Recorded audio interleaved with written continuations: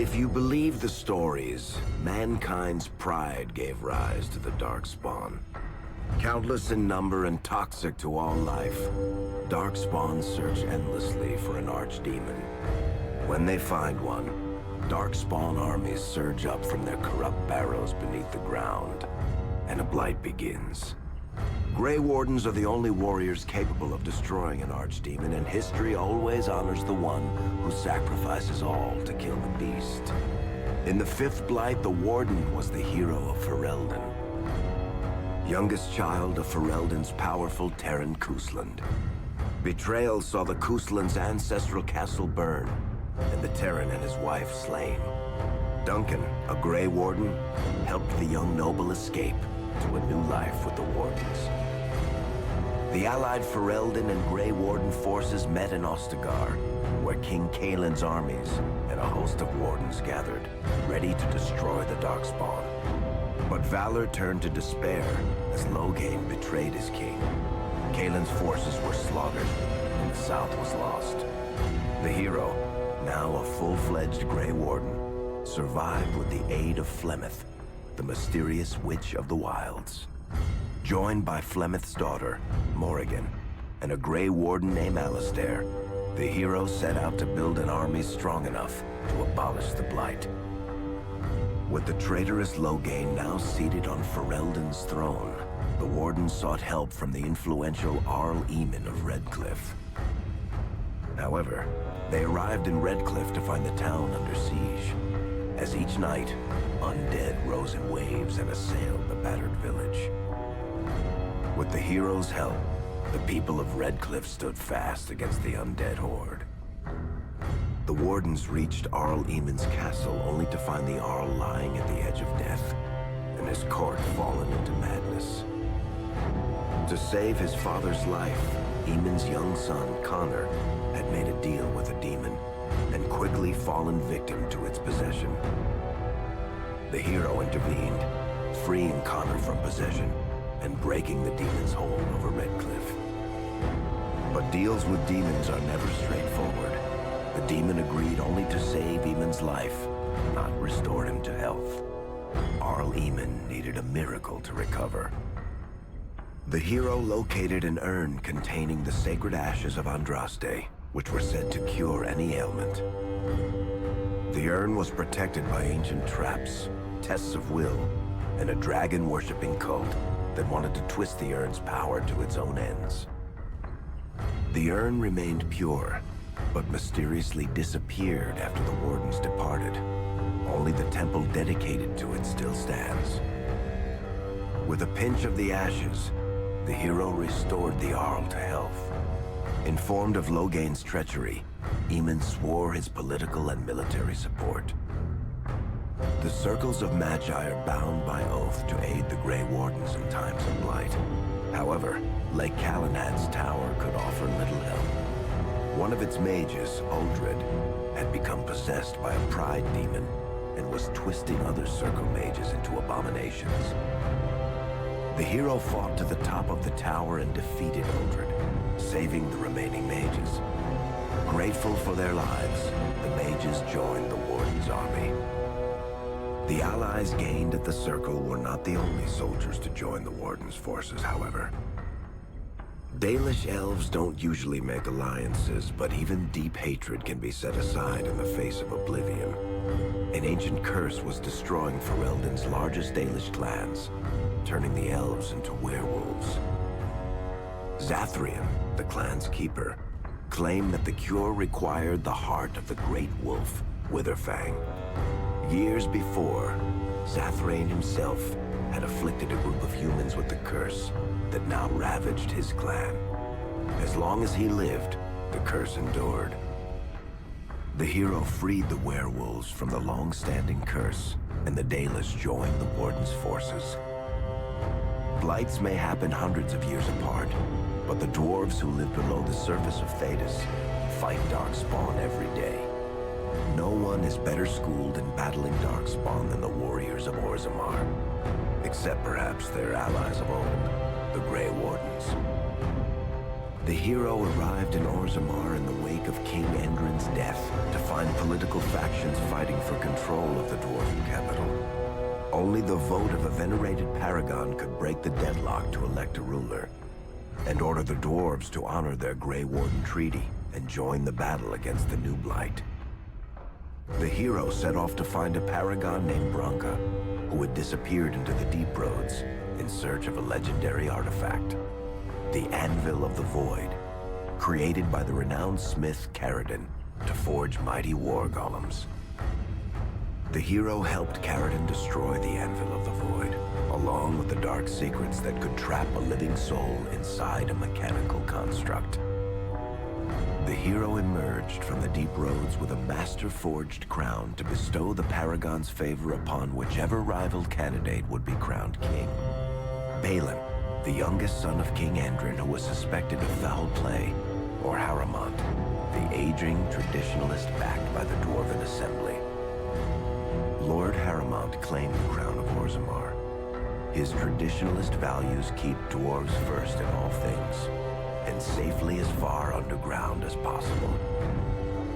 With Dwarven strength now bolstering the Warden's army, the hero had to deal with Loghain, so Ferelden could stand unified against the Darkspawn before the Blight swallowed the world. The kingdom of Ferelden stood divided. While some nobles supported Loghain's regency, others condemned his inaction against the Darkspawn. Civil war brewed, and Arl Eamon called a landsmeet in hopes of curtailing the conflict and removing Loghain from the throne. Loghain was found guilty of treason, and the hero carried out his execution in Denerim's palace. As the Warden's united army massed in Redcliffe, the Darkspawn overran Denerim, laying siege to Ferelden's capital city. The hero's army fought valiantly through Denerim and broke the Darkspawn's siege. On Fort Dracon's highest tower, the hero's strongest allies fought alongside the Warden in a final heroic battle against the massive Archdemon. The Archdemon was killed without the sacrifice of a Grey Warden's life. With no Archdemon to lead them, the Darkspawn scattered.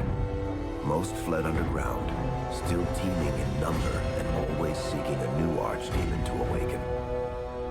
The shattered kingdom of Ferelden embarked on a long journey to recovery. In the Blight's aftermath, strong leadership was crucial.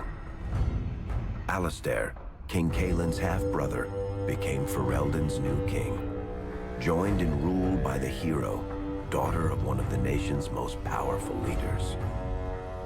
Ferelden still stands, as obstinate and resolute as the Dog Lords ever are, but the events of the Fifth Blight loom over it as the nation rebuilds. For people across Thedas, legends of the hero of Ferelden remain the nation's brightest beacons of hope during its darkest times. It all began in Kirkwall, the fall of Knight Commander Meredith, the Kunari Uprising, and of course, the Chantry's destruction and the onset of Mage Rebellion. One person always stood amidst the swirling chaos: Hawk, the champion of Kirkwall. The Hawk family fled Lothering, refugees from the Blight.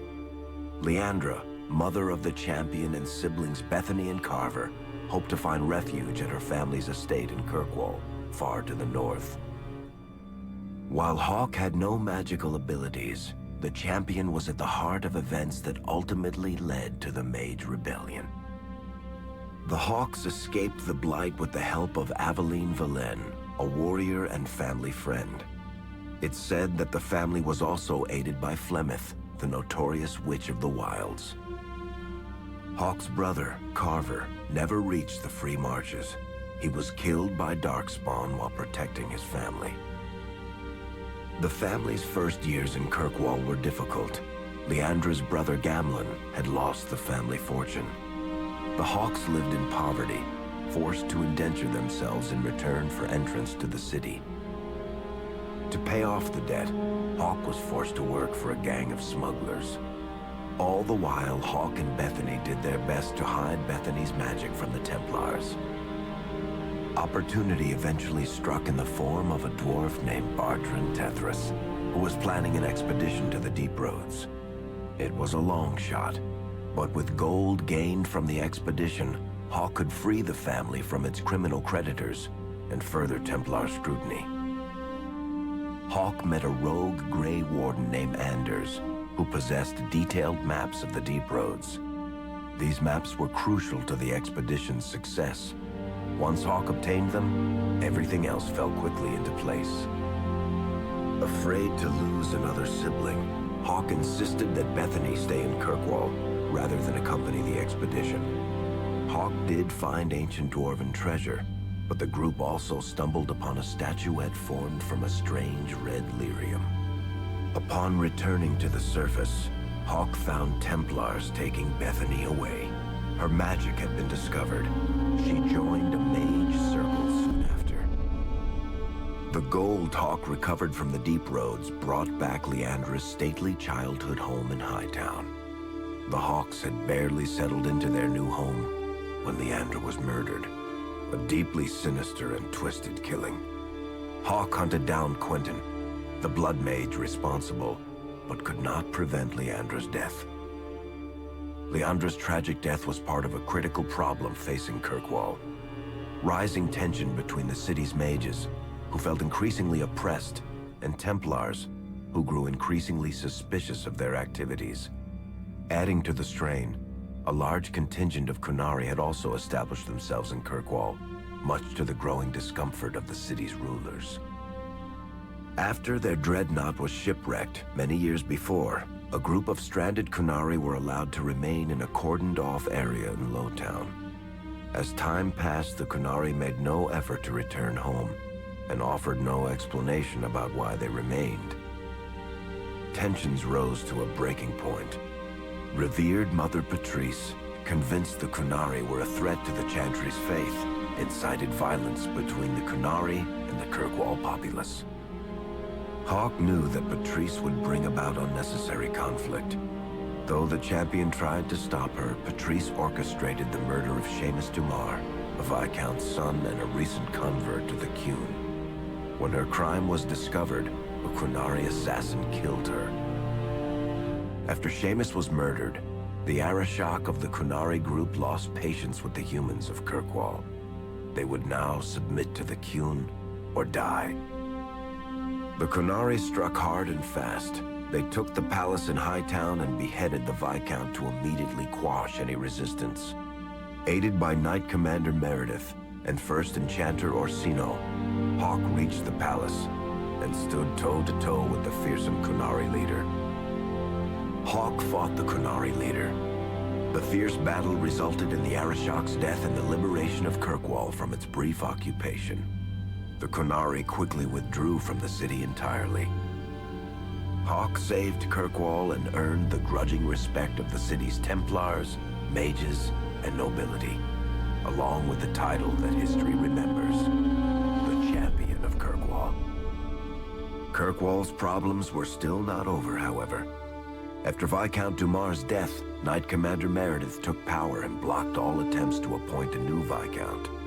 Under Meredith's command, the Templars tightened their grip on the mages, planning to suppress what Meredith saw as a growing rebellion.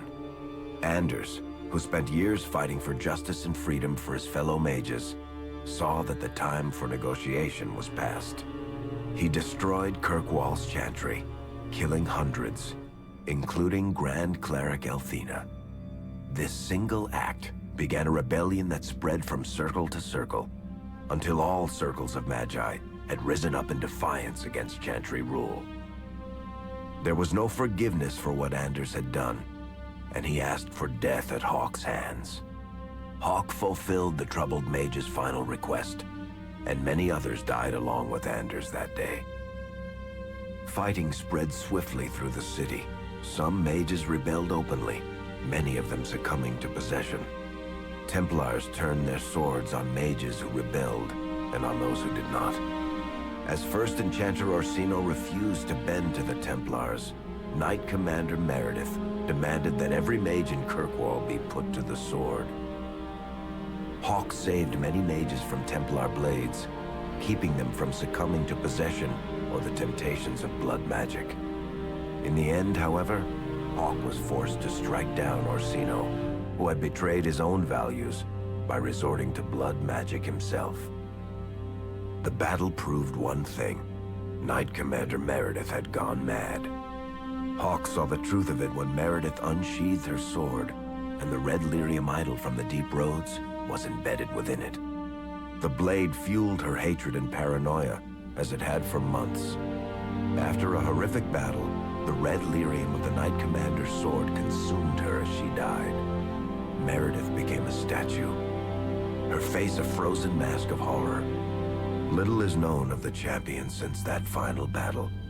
However, Hawk's story lives on in legend and song. Memories of the indelible changes the champion of Kirkwall brought to the face of Thedas. The Mage Rebellion in Kirkwall was felt throughout Thedas, the news spreading like wildfire. The Templars clamped down in response, but each new restriction only made things worse. Led by Grand Enchanter Fiona, the mages voted for independence. The Circle of Magi would govern itself, without the Chantry and especially without the Templars. The result was cataclysmic. 2 circles were destroyed. Those within killed to the last mage, before the rest fled into the wilderness. Perhaps the mighty Empire of Orlais could have intervened in the war before it began, but that was not to be. Grand Duke Espard began a deadly civil war against Empress Celine, vying for the Orlesian throne. The mages were offered safe haven in neighboring Ferelden, but the Templars followed, and so their battle spread across all of Thedas. As head of the Chantry, Divine Justinia ordered the Templars to stand down. They refused, declaring their own independence. Thus, the war began in earnest. Templars hunting mages, mages fighting Templars. Their clashes wreaked untold destruction, and all sense of order was falling to pieces. Divine Justinia made one final desperate bid to end the war. She approached the leaders of both sides and convinced them to come to a conclave held on neutral ground. With the Chantry to mediate, mages and Templars will talk for the first time since this all began. It is our last, and perhaps our only, chance for peace.